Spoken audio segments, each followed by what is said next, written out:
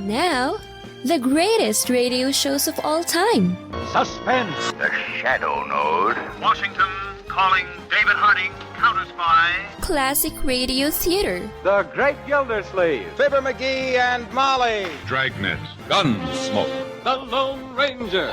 Now, step back into a time machine with your host, Wyatt Cox. Good evening, friends of the Inner Sanctum. Who knows what evil lurks in the hearts of men? The Shadow knows. An episode of The Shadow going back 85 years to February 27th, 1938. Orson Welles and Agnes Moorehead in The Plot Murder. And we thank you for tuning in. On this Monday, this is the 27th day of February, 58th day of the year, 307 days remaining until we get to 2024. Mardi Gras, the first Mardi Gras celebrated in Mobile, Alabama on this date in 1703, 1827. The first Mardi Gras celebrated in New Orleans. In 1801, Washington, D.C. placed under the jurisdiction of Congress. In 1864, the first Northern prisoners arrived at the Confederate prison at Andersonville, Georgia. 1879, the announcement of the discovery of the artificial sweetener saccharin.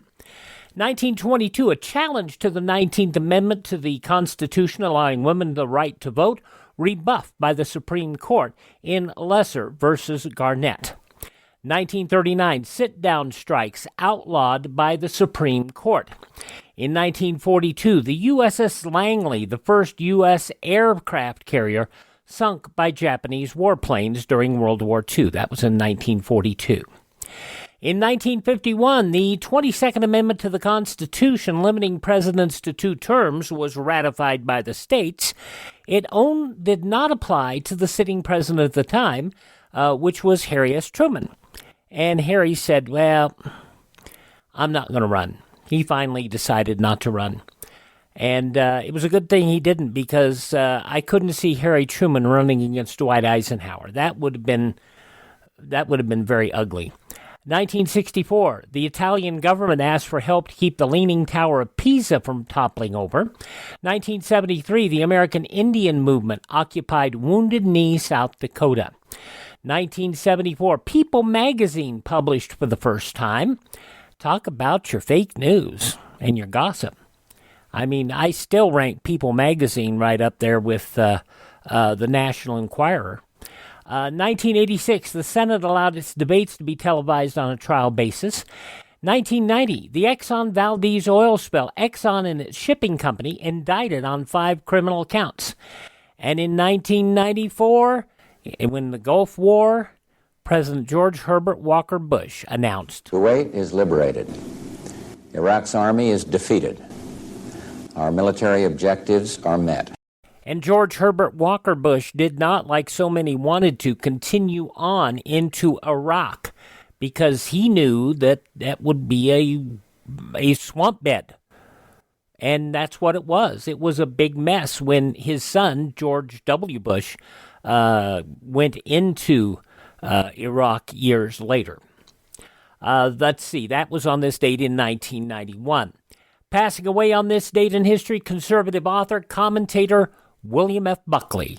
The next president of the United States would ideally combine the best features of Julius Caesar, Albertus Magnus, Thomas Jefferson, Napoleon Bonaparte, Abraham Lincoln, and Eleanor Roosevelt. Which is why it is really unprofitable to talk about Camelot, since we don't live in Camelot, but in the good old USA, and that's all right, Jack, at least all right by me.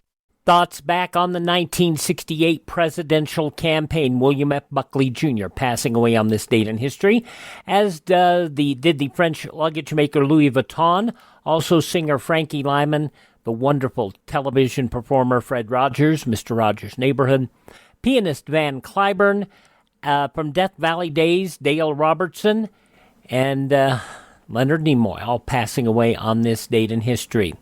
This is the birth date of actress Elizabeth Taylor. It's Beecher's time. Here comes Beecher. Nothing to be frightened about. Just like the hedge at East Meadow.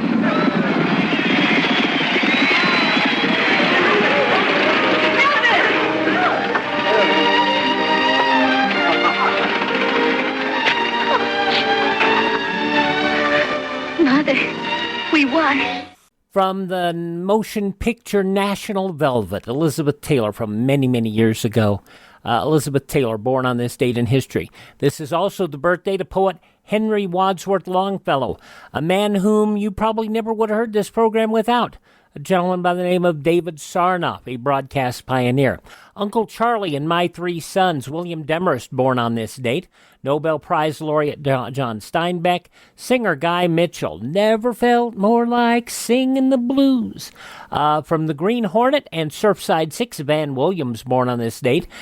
Dr. Johnny Fever. We lost him last year at the age of 81. Howard Hessman, born on this date in history.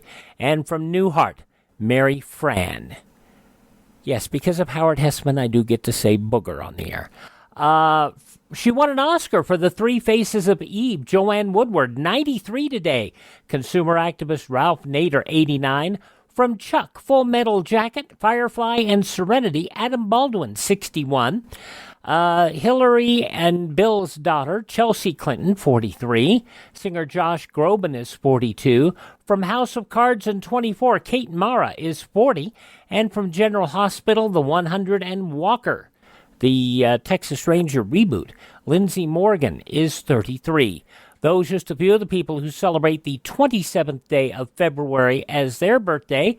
And if this happens to be your birthday... Hi, we're the Four Freshmen, and we just want to say, Happy birthday to you! We go back 85 years to February 27th, 1938. Orson Welles and Agnes Moorehead in The Shadow and the Plot Murder here on Classic Radio Theater with Wyatt Cox on your favorite radio station. Thank you for tuning in to Classic Radio Theater with Wyatt Cox. Now we go back 85 years, February 27th, 1938. That was a Sunday, for Orson Welles and Agnes Moorehead, starring in The Shadow and the Plot Murder. The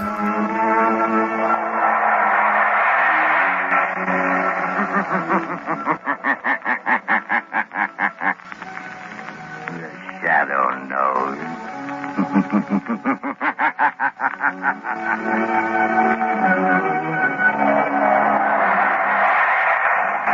Again, Blue Coal Dealers present radio's strangest adventurer, The Shadow. Mystery man who strikes terror into the very hearts of shopsters, lawbreakers, and criminals. Today, Blue Coal brings you The Shadow's latest adventure, The Plot Murder.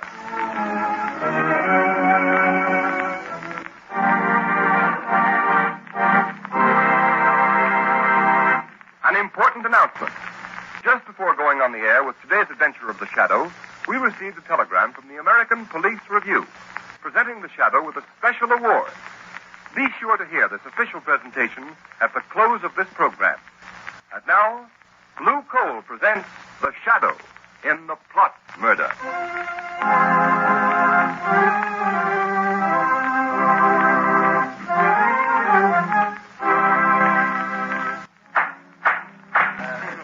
Captain Hines, read the findings of this court-martial.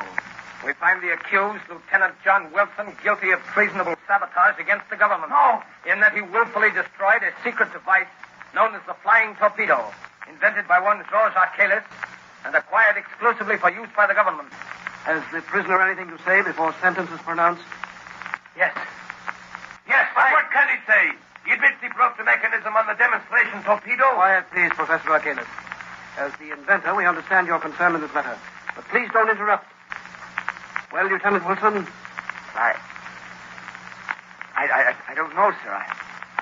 I can hear all that's going on, but I went into the... It's obvious, General Levitt, that Lieutenant Wilson is not mentally accountable. He was sufficiently accountable to enter the testing shed by virtue of his authority as an Army lieutenant and to tamper with the flying torpedo and render it useless the very day it was to be demonstrated to the government. Read the sentence of the court. Lieutenant Wilson, this court decides, subject to the approval of the President, that you will be dishonorably discharged from the service of your country and sentenced to imprisonment for the term of... No! Look out, he's got a revolver! Don't shoot! That's the man, Professor Archelis! He's wounded, Professor Archelis! All the doctor, take Lieutenant Wilson back to his cell.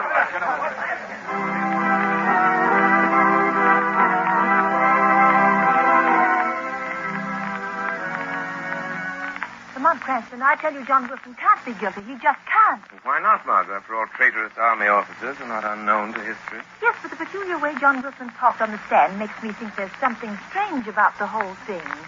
He acted, well, almost like a man in a trance. Lamont, just what is this flying torpedo he's supposed to have tampered with? That's what its name implies, a sort of aerial torpedo filled with high explosive flying under its own power.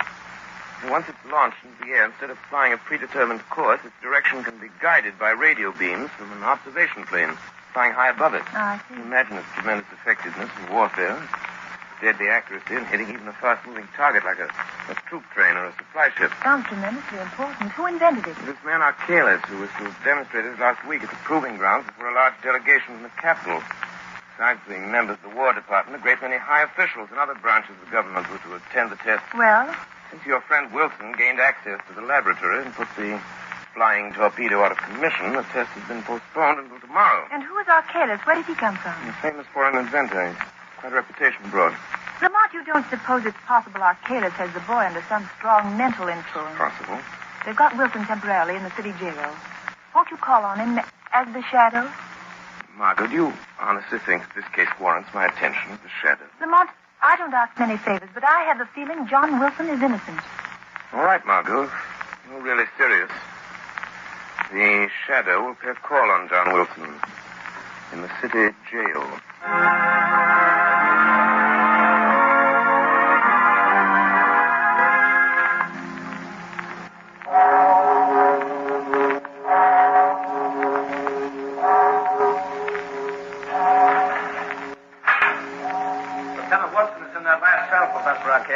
Thank you, guard. This passport General Levitt gave me. Do you take it or do I keep it? And you better keep it, sir, in case you want to use it again. Yes, that's right. You'll have to talk to Wilson through the bars. No one's allowed in his cell. Thank you. I have no desire to go in. I already have one arm in a sling due to the young man's temper. There's only one or two questions I want to ask him, then I'll leave. Very well.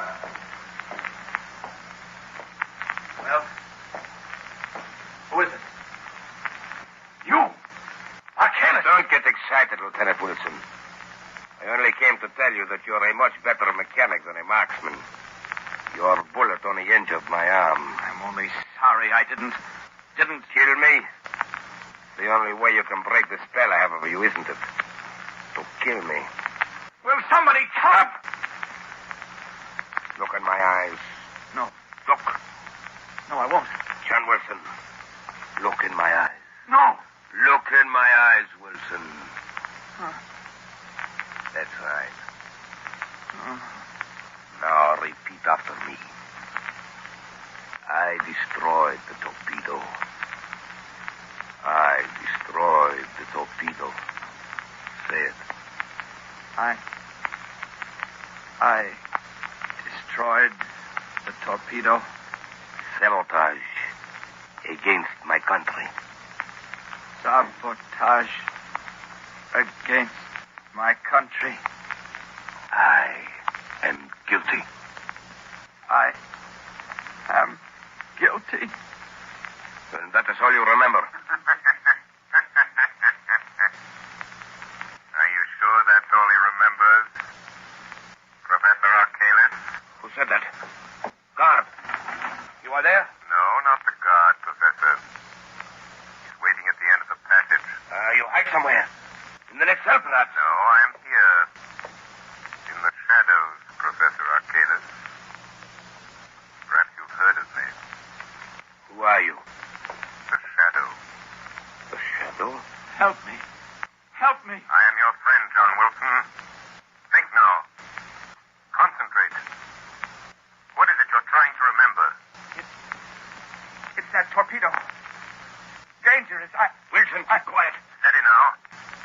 Think. You can break through this spell. I tried to make them understand that. I destroyed the torpedo I because... command you to stop. John, your friends believe in you.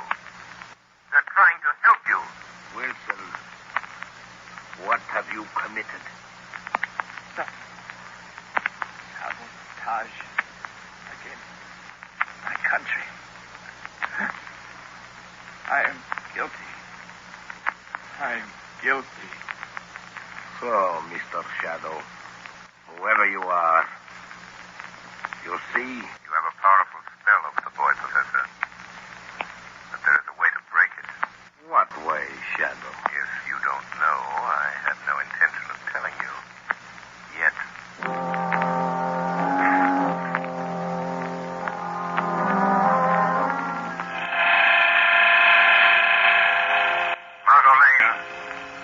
Margot Lane, stand by.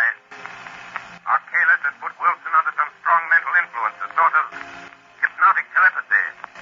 The boy's subconscious is dominated by the thoughts Arcalis plants there. We must weaken Arcalis' hold on Wilson's mind so we can find out if he's guilty or not. Stand ready for another call. Tonight I'm going to pay a surprise visit to Professor Arcalis at his hotel. I have a feeling that if we're not successful in getting Wilson to talk, this country of ours may suffer a terrible disaster.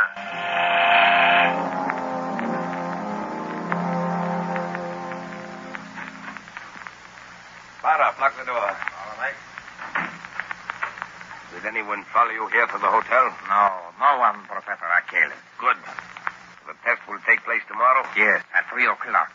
The War Department is so convinced your invention will render any nation possessing it invincible that the high command of both the Army and Navy are to be there to witness the test. The President, too? Yes, the President and the Vice President expect to attend, together with the Secretary of War and the Secretary of the Navy. They've fallen into my trap. They'll be blown off the face of the earth just as I planned. I'll have to be sure you make a final inspection before the torpedo is taken out of the grounds and see that the steering mechanism is set. I understand. But since I am your chief assistant, they might ask me to go along with them. No, they won't. I'll fix that. Their bungling army mechanics think they understand the flying torpedo perfectly. So to satisfy their pride, I've let them take complete charge of the demonstration. Good. Don't worry, Barra. And afterwards? Afterwards, with the guiding brains of the nation wiped out at a single stroke, the country will be thrown into confusion, disorganized. So we'll have nothing to fear. I see. There are only two things that bother me slightly, though. Lieutenant Wilson, for one. Wilson? Did he really discover the secret trick of the steering mechanism? Yes, he knows what we intend to do and how we intend to do it. You should have disposed of him at once. I thought of that. I was afraid it would arouse suspicion. But I'm keeping Wilson under mental hypnotic control until it's too late for him to stop us. Wouldn't it be better if he was dead? Perhaps. I can still visit him at the prison. And what is the other thing that bothers you, Professor? Only a shadow, Barra. But I'm not quite sure of the extent of its power. A shadow? Don't worry. I think I can take care of it, too. Listen. What is it? I thought I heard footsteps outside in the hall. Go and look. There's no one here. All is empty. Must be my nerves. I'll be glad when this is all over. Our escape is taken care of? Yes, the freighter will be waiting for us at South Pier. But go now, Carl. And success to you. Good night, Professor. Good night, Barra.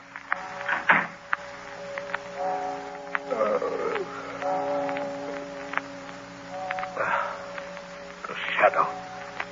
If I can't put my willpower against the shadow, then I deserve to lose. And I've never yet... Good evening, Professor Arcalis. You? Shadow, you've come? Yes, Professor. Why do you hold Lieutenant Wilson in a hypnotic spell, Professor? I don't know what you're talking about. We shall see. And now I have something else to tell you. What? Wilson knows something about you, Professor. And I'm going to find out what it is. All right, Shadow. You know a little, but you'll never learn more from Wilson. No one can break the spell, not you, nor all your childish magic. You forget. Greater magic, Arcalis. What? Death. Death? Yes, it's on the way, Professor. And I can promise you this, if any blood is shed, it will be yours, not the shadow's.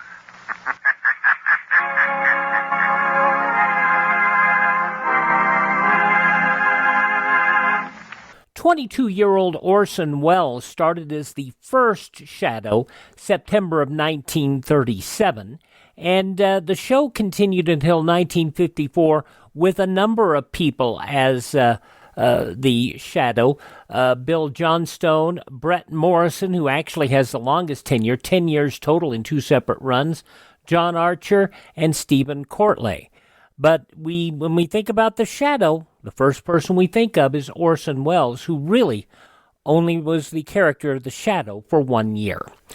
September 27th, 1938, The Shadow, here on Classic Radio Theater with Wyatt Cox. We'll have the news from 85 years ago today and the conclusion of The Shadow, but first, these important messages from your favorite radio station.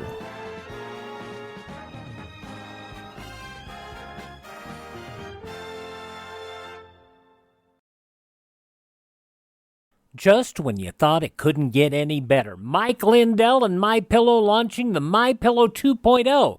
Now, when Mike invented MyPillow, it had everything you could want in a pillow. Now, nearly 20 years later, he's discovered a new technology that makes MyPillow even better. Of course, the patented adjustable fill of the original MyPillow, but now with brand new fabric with a temperature-regulating thread, it's the softest, smoothest, and coolest pillow you'll ever own. Say goodbye to tossing and turning and flipping your pillow over in the middle of the night. And more great news on the MyPillow 2.0 buy one, get one free offer with my promo code Wyatt. MyPillow 2.0 is 100% made in the USA, 10-year warranty, 60-day money-back guarantee. Go to MyPillow.com, click on the radio podcast square to receive the MyPillow 2.0 buy one, get one free offer. Use my promo code Wyatt or call 1-800-928-4715.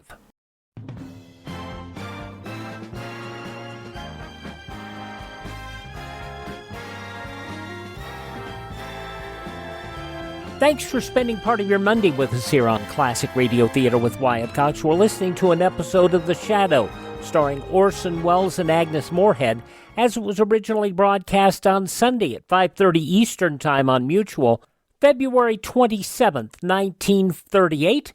In the newspapers of that Sunday, 85 years ago, these were some of the headlines. An incipient Nazi uprising smothered by the alert Austrian army. Swift reinforcement of the Graz garrison frustrated an enthusiastic Nazi scheme to seize control of the city and march on Vienna. The Styrian metropolis of Graz, a hotbed of Nazism, was turned into an armed camp as the government forcibly expressed its determination to maintain peace and order. By plane and train, G-men fanned out across the nation in quest of a score or more new suspects in a highly organized spy ring, which pried into U.S. Army and Navy secrets for cash from an unnamed European power.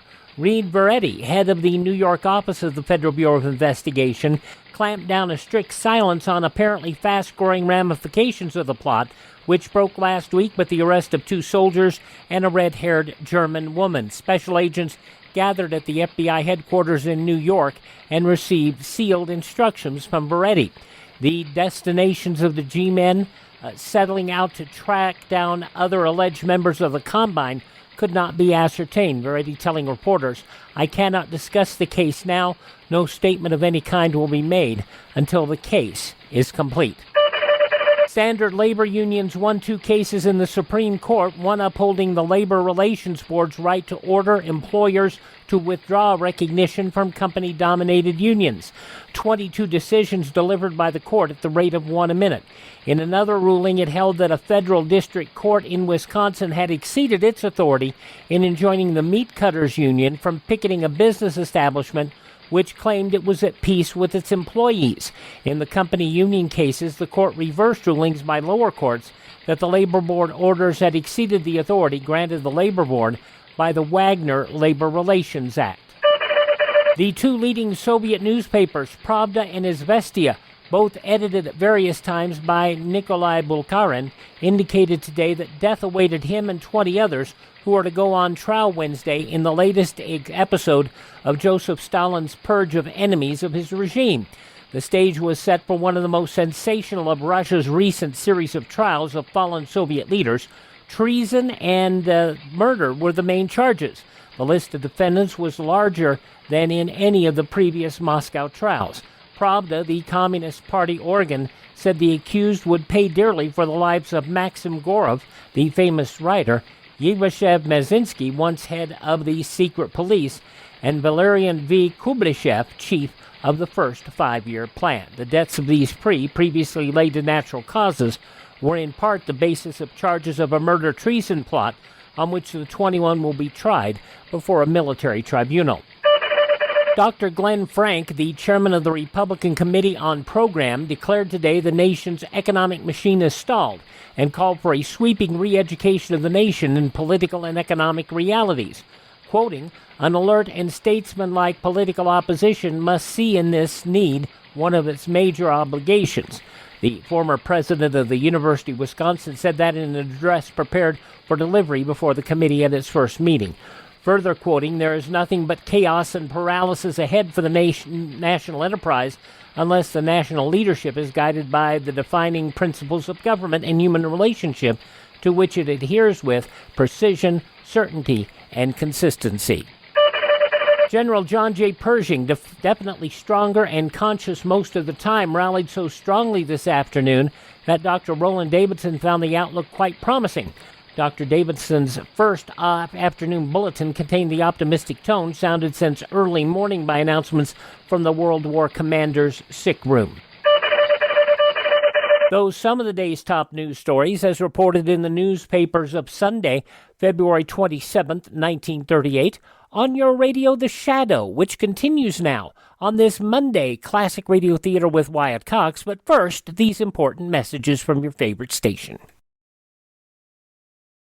So most people know Alan Young as the guy involved in Mr. Ed. But a lot of folks don't know that before Mr. Ed in the 1960s, he had a burgeoning comedy career in the 40s and 50s, and did some movies as well. And on Tuesday's Classic Radio Theater with Wyatt Cox, we will have an episode of the 1947 program, The Alan Young Show, The Kiss Meter. Alan measures his sex appeal on the Kiss Meter and scores 1,000, the highest score ever. He is now considered the greatest lover in the world. And of course, if you've seen Alan Young, you can understand the fallacious nature of that. The Alan Young Show, 76 years ago, February 28, 1947, on Tuesday's Classic Radio Theater with Wyatt Cox. But now the conclusion of The Shadow. Orson Welles, Agnes-Moorehead, 85 years ago, February 27, 1938, The Plot Murder.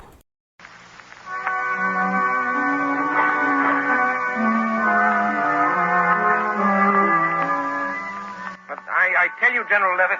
Excuse me, Colonel. Go right ahead, General. Hello? General Levitt speaking. Oh, yes. Good morning, Captain Hine. That's fine. You have the flying torpedo loaded and ready for the demonstration? Good. I'll expect a report. Sorry I can't be with you. Goodbye. Now, Cranston, to get back to this Lieutenant Wilson, I don't see what I can do. But there may be some desperate plot at the bottom of this. Wilson acts as if he'd been put under some powerful hypnotic spell. He might know something about this flying torpedo that you ought to know. For heaven's sake, Cranston, I haven't time to listen to any sort of drivel. I know you're a very agreeable young man, and you mean well, but you're letting your imagination run away with you. Now, if you don't mind, I must get ready to leave for the capital. Very well. Just do me one favor, General Levitt. Might prove something to you. Well, what is it? Suggest to Professor Arkalis that he be present with the other official visitors at the proving ground. The demonstration starts. Of course, Professor Arkalis will be there. Why shouldn't he be? That's what I'd like to know. Unless I'm very much mistaken, General, Professor Arkalis has made arrangements to be far, far away from the scene of his triumph. George Cranston, I believe you know something. Excuse me, sir. Yeah, well? There are two gentlemen here to see you, sir. Professor Arkalis and another man. Oh, all right. Show them in. General Levitt will see you, sir. Thank you. I'm sorry to interrupt you, General Levitt. That's all right. This is Mr. Cranston, Professor Arkalis, and Mr. Barloff. How do you do? How do you do? If you don't mind, Mr. Cranston, I'd like to speak to General Levitt alone. Not at all. I'm sure you have weighty matters to discuss. Good day, gentlemen. Thanks, Cranston. Goodbye. Oh, orderly. Yes, General Levitt. Is my luggage ready? Yes, sir. Fine. Then take the next train. Yeah, there's one leaving in 20 minutes. Can you make it? Yes, sir, if I go now, sir. Go ahead, then. I'll close the office. I'll meet you in the capital tomorrow. Yes. Well, what brings you here, Professor? Very nice. Oh, sit down, Mr. Barloff. Thank you, sir. Barloff here has just returned from the proving ground, General. He supervised the loading of the torpedo early this morning. Everything was all right, I hope? Perfect. Your Army mechanics seem very proud they're going to handle the torpedo by themselves. Of course, we'll be anxious to know how it comes out. Oh, aren't you going to be at the demonstration, Professor Arcalis? I'm afraid not, sir. Another engagement, unfortunately, prevents my attending. Oh, yes, I see. But I can't understand how anything could be more important to you than seeing your own invention demonstrated before the highest officials of our government. I admit I'm terribly disappointed, General. However, I've left instructions for a telephone message to be sent to me at my hotel the minute the demonstration is over. Professor, I'm not sure that this test should be made without your being there. What do you mean? Suppose I order you to go. But no, that's impossible. Why impossible, Mr. Barlow? You must excuse Barlow, General Levitt. He is a little excited. Excited? What about? Look here, Professor Arcalis. Why don't you want to go to the proving ground? Must I repeat my previous statement? This stalling and hedging is very suspicious. By George, you'll go whether you want to or not. Don't touch that phone. Barlow, be careful. You can't give me orders in my own office. You hit him too hard, Barlow. His head was bleeding. He struck the desk when he fell. Yeah, drag him in his closet and lock the door. He knows something, Professor. Yes, he fully suspects something, but how? And we've got to act quickly. I wonder if Lieutenant Wilson has talked. But you said he's still under your hypnotic spell. Perhaps it would be better if Lieutenant Wilson died. Yes. You're going to murder him? No, I'll merely suggest that he kill himself. So, Barlow, if you'll tie up the general... Professor, look at him. What? General Levitt is dead.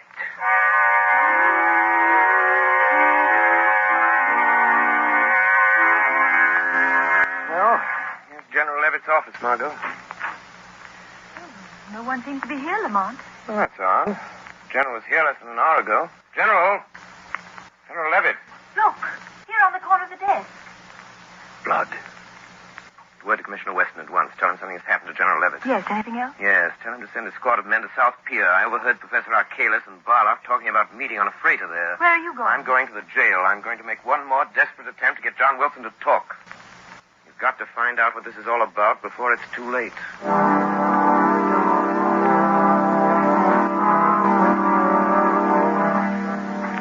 Do you want me to wait here at the jail, Professor Arcalis? No, go down to South Pier, Barlow. I want to be alone with Lieutenant Wilson. Yes. I'll follow after I've taken care of him. All right. But first I'll collect the baggage.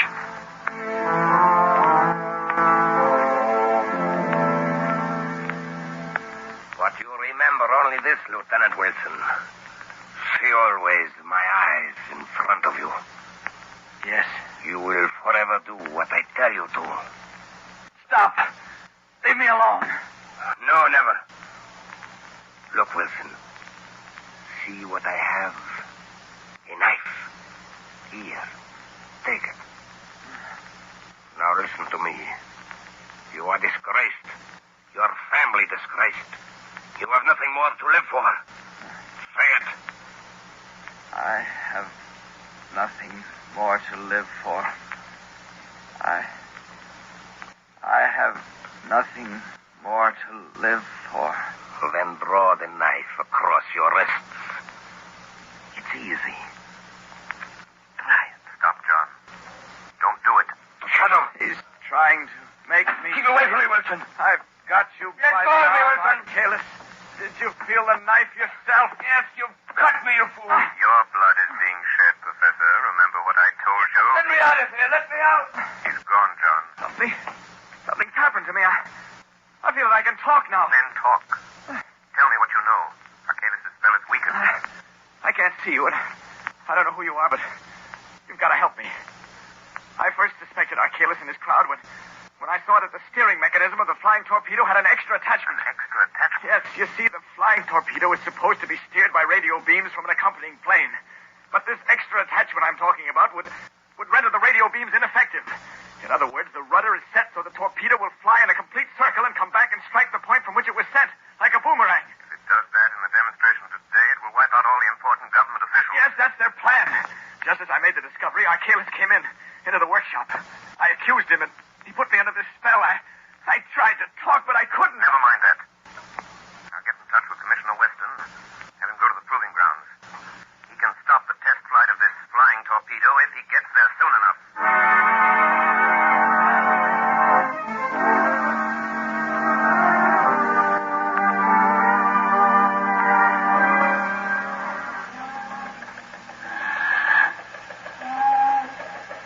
See, I around here at the South Pier. There don't seem to be anything stirring. Who are the guys we're supposed to pick up?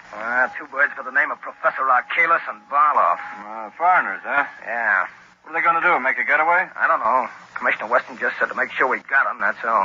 If it had been that important, don't you think the commissioner would have come down here himself? Well, he was coming, but he got a last-minute call to go over the place where they're trying out that new flying torpedo. Oh, yeah, I read about that.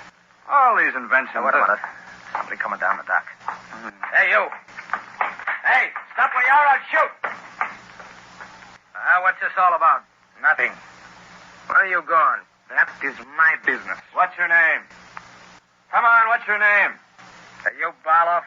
What is it to you? Answer me, are you Barloff? Yes. Well, that's all we wanted to know. Come on. Why do you take him? I ain't done nothing. He's got a gun, Sergeant. What? I'm sorry, Sergeant. I had to do it. That's okay. This Arkalis will probably be along in a minute. But this bird behind those says we don't want Arkalis to... Hey, look out. Here comes another guy down the dock. All right, quick. Behind this piling here. Come on. Must be Arkalis. Yeah, I guess so. Professor Arkalis? Who are you? The police. We want to ask you what... Well, you can't get me to talk. You'll never make Look me... out, Sergeant. He's got a gun there. Drop that gun, You can't take me. The police can touch me. You asked for it. Oh, you nailed him, Sergeant. Did he get you? Oh, I'm okay. Here comes the parole. Must have heard those shots. No, they didn't have time. Oh, Commissioner Weston? Yes, Sergeant. So you got our man. Yep. Is he dead? I don't think so, sir. Well, Arkalis, maybe you'll talk. I'll never talk. Commissioner Weston.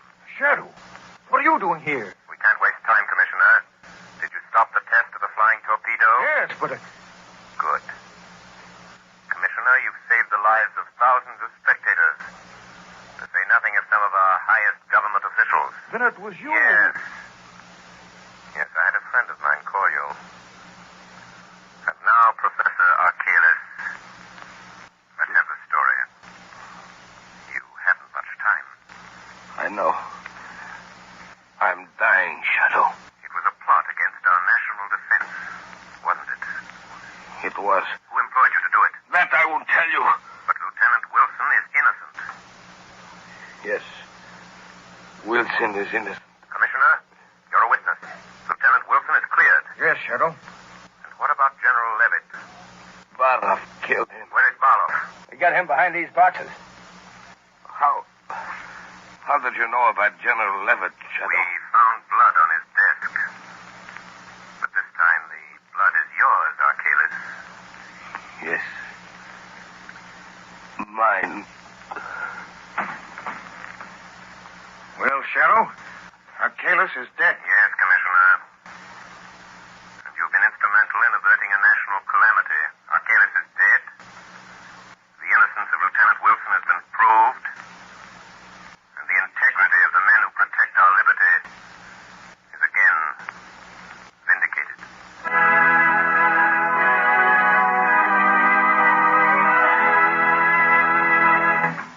And here's the official telegram advising of the award the American Police Review has made to the Shadow program. Quote, the American Police Review salutes the producers and sponsors of the Shadow for their contribution to the cause of better law enforcement. 13,000 police executives throughout the United States read the review. So our purpose is to help them find the best tools and methods to combat crime. The editors of the review have turned a critical ear toward the Shadow program for some time and are gratified to note that your presentation of police roles truly reflects the intelligence and character of the high type of police officer now found throughout the land. We therefore take pleasure in presenting to you the American Police Review Certificate of Award for Distinguished Service to the Cause of Better Law Enforcement. Signed, J. Norval Birch, editor of the American Police Review, Chicago, Illinois.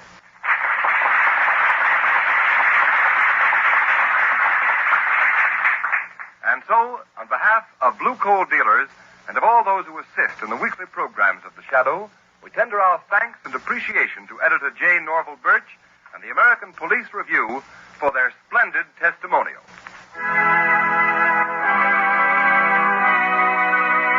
You have just heard a dramatized version of one of the many copyrighted stories which appear in The Shadow magazine. All the characters and all the places named are fictitious. Any similarity to persons living or dead is purely coincidental.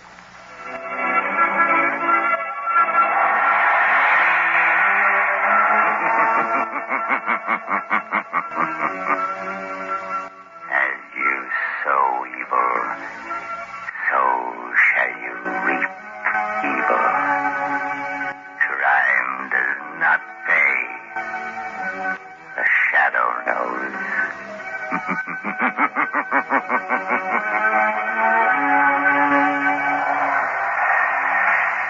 Next week, same time, same station, Blue Coal, America's finest anthracite, will again present another thrilling adventure of the Shadow. Be sure to listen, and be sure to burn Blue Coal, the solid fuel for solid comfort. This is the Mutual Broadcasting System. From February 27th, 1938, The Shadow here on Classic Radio Theater with Wyatt Cox. Thank you so much for making us a part of your day. Would you thank this station and support their advertisers? It is their kindness and courtesy that allow us to be with you each and every Monday we roll around here on your favorite station. And remember that if you miss a day, you do not have to miss a single show. All of our shows are available on demand at our webpage, classicradio.stream. That is classicradio.stream. Stream our shows, learn about building a classic radio collection of your own. You can contact me, find our social media links, and you can also buy me a copy. That buy me a coffee money does not buy me coffee. No, but it does help us acquire additional classic radio collections, and it also helps us maintain our distribution channels. That is at classicradio.stream, classicradio.stream. My friend Ted at radiomemories.com provides shows on cassette, CD, or flash drive for your computer. Hope you'll visit him at radiomemories.com. And check out the new MyPillow 2.0. You'll find all that information out at mypillow.com. Save you some money by using our promo code Wyatt, that's Wyatt. That not only saves you money, it also supports this program. Check it all out, all the good stuff at mypillow.com. Promo code Wyatt, W-Y-A-T-T. Thanks for spending part of your Monday with us. Tell your friends the great radio shows are right here at this spot on the dial. Classic Radio Theater with Wyatt Cox on your favorite radio station.